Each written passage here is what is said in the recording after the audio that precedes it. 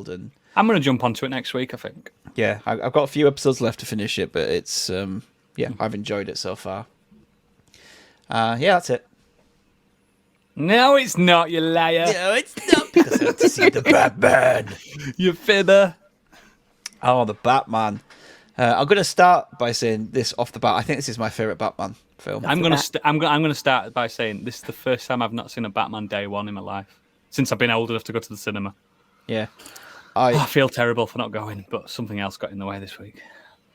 I don't know whether it's just the time over the years, and I still love The Dark Knight. I still think it's a great film, but like the more people talk about it, the more you hear about it, and the more you hear about its problems. And maybe this will happen with this film at some point. It does lose a bit of its shine until you go back and watch it. But yeah, I think maybe I need to go back and watch it and make my mind up again. But as far as this film goes, it's directed by Matt Reeves. It's got an absolute stellar cast. Robert Pattinson plays the lead role of Batman / Bruce Wayne. Zoe Kravitz as Catwoman. Paul Dano as the Riddler. Colin Farrell, who's unrecognisable as the Penguin. Wait, hang on, that's Colin Farrell. Yeah. Fuck me, that's some good makeup. Yeah. He said that in an interview, he said that he would walk around site and he nearly got kicked off the lot because people didn't realise it was him. Because he walked up to Jeffrey Wright, and Jeffrey Wright went and like said something and went off to speak to Matt Reeves and came back. He's like, "Oh, I didn't realise it was you." I saw when he said on one of the talk shows where he went to Starbucks and he was staying in character, quite method, and people were saying he was being a bit abrasive and aggressive. But he does like the fact that he can walk around as Oswald Cobblepot and no one knows it's Colin Farrell who's going to get hounded to fuck. Yeah. So, as I said, it's got Jeffrey Wright in. He plays Lieutenant Gordon, John Turturro as Falcone. Lieutenant Gordon. And Andy Serkis as... what's his name? The butler. Fucking hell. Where's Alfred. I forgot the butler. I forgot his name for a second then. Master Wayne. Yeah. The size of a tangerine. So absolute stellar cast. So this one, weirdly, it feels fresh and new, which is an odd thing to say about a dark, gritty Batman film. Yeah. But it is very noir in its setting and its storytelling and setup. It's more of a detective crime thriller with, your typical Batman action thrown in there, like absolutely kick-ass, crunchy fighting. It feels like it's fighting feels a little bit like it's out of the Arkham games. I feel like not as many flips and turns, but like that kind of crunchy, but loads of bones broken. Yeah, hard hitting fighting. Yeah, because if you remember, Christian Bale just elbowed every fucker, didn't he? He literally elbowed everyone. That trailer with no. the new one, wasn't that the one with the gunshots used? Yeah, it's like the beats of the drum. I mean, it was so cool. Which is from it's from Dark Knight Returns. That. Oh, is it? Yeah. In the comic book, there's a panel where he's. So this is so cool. Taking a lot of inspiration from various different places. Inspiration from The Long Halloween, Seven, Zodiac.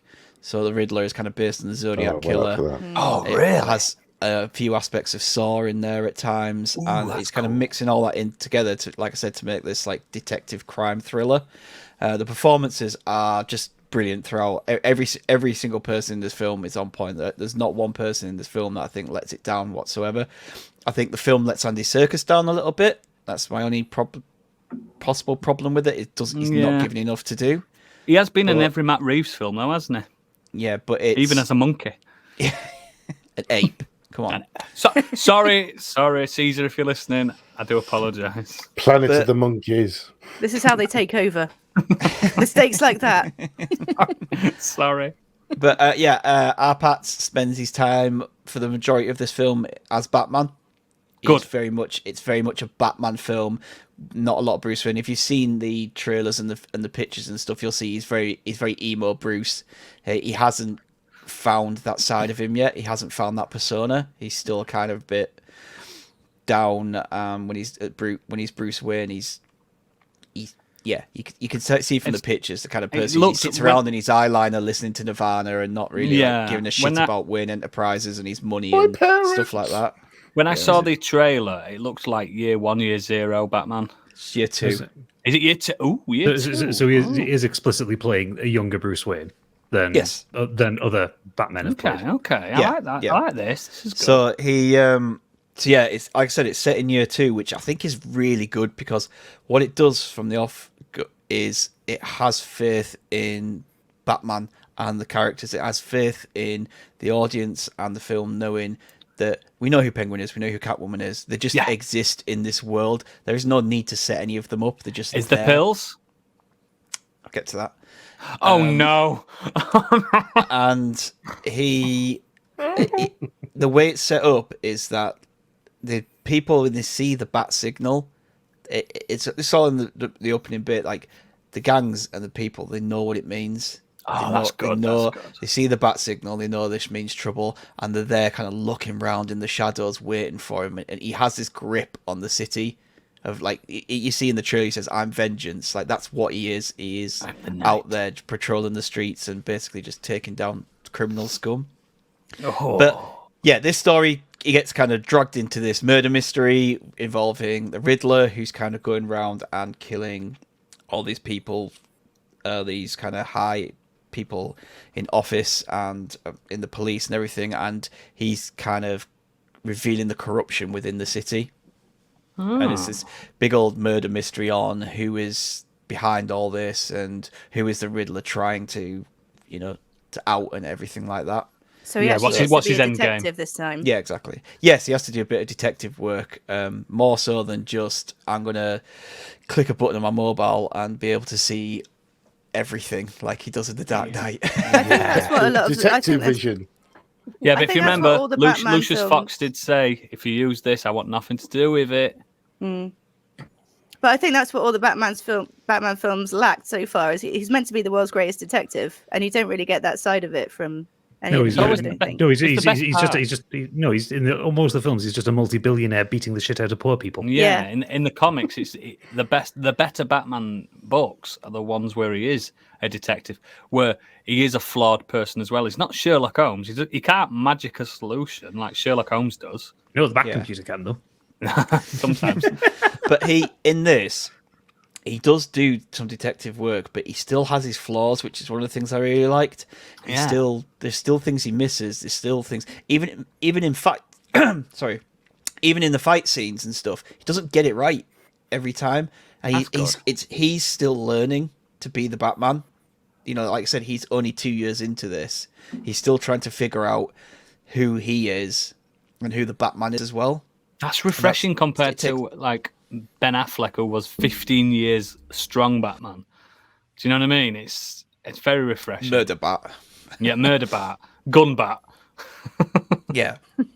But yeah, it takes a really good arc with Batman throughout this. Like I said, Paul Dano as the Riddler is brilliant. He's absolutely brilliant unhinged everything. to fuck, which is what you'd expect with Paul Dano taking on a villain role. Does he do his Paul Dano noises like? Yeah.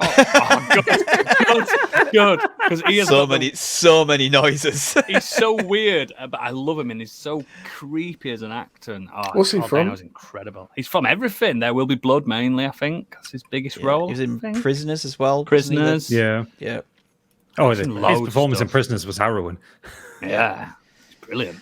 But yeah, Zoe Kravitz as well. She plays her role to perfection. She's both seductive and vulnerable. She's not ugly, is she? Oh, she's just.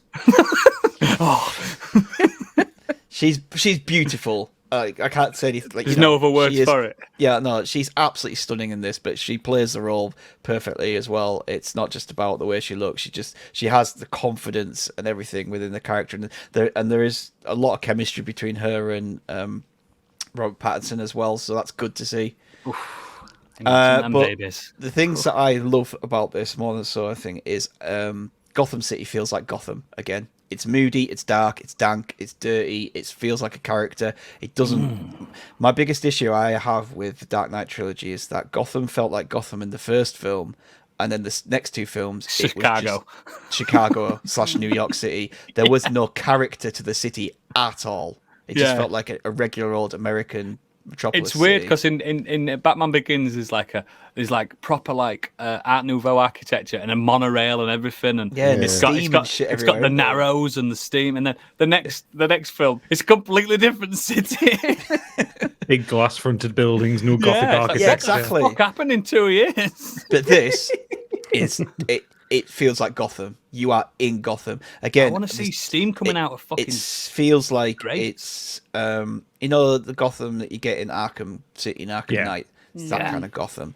So there are still aspects of a big city, but you still have that horrible dirtiness of what you think. Has it got that kind of like that feel? You get it in the Arkham games. You also you got the one good thing the Joel Schumacher films managed to get was that kind of the idea of the city reaching over the top of you.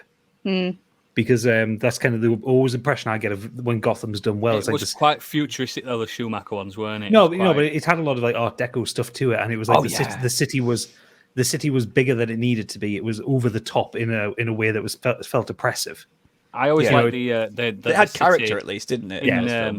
I don't really like the film, but the Joker, it had one of the best cities where there's litter everywhere on the streets and giant rats. That's just straight up New York, though, isn't it? Yeah, it's more like New York in the 80s. Yeah, yeah, I like that though. But yeah, the cinematography in it is brilliant. The rain, there's so much rain in this film. There's so much of Batman standing around in the rain, but it works because it looks fantastic.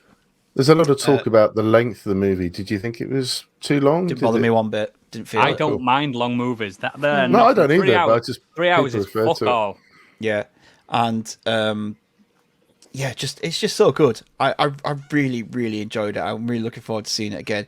The best thing, one of my favorite things about it is the soundtrack. The soundtrack is so good, so good. There's not a lot of soundtrack tracks, but they're brilliant. It's the atmosphere of the soundtrack and the way it's used. It's not overdone it. You know that theme that plays at the end of the trailer as he's walking towards the car? It's like dum dum dum dum, like that. There are several different variations of that theme played throughout this film, but done so effectively, and it builds. There's moments where Batman's not around, but you just hear that building, and it's like, oh, he's coming. He's coming out the shadows now. Yeah, he's coming. And the car chase scene, like from the trailer as well, is absolutely brilliant. That Batmobile is so meaty and so loud and fucking incredible. And I want the Lego. I want the Lego Technics version of it. I want it. I want that Batmobile. I've seen the Lego set. I like the fact that the Batmobile this time is like it's a modified car, isn't it? It's a car.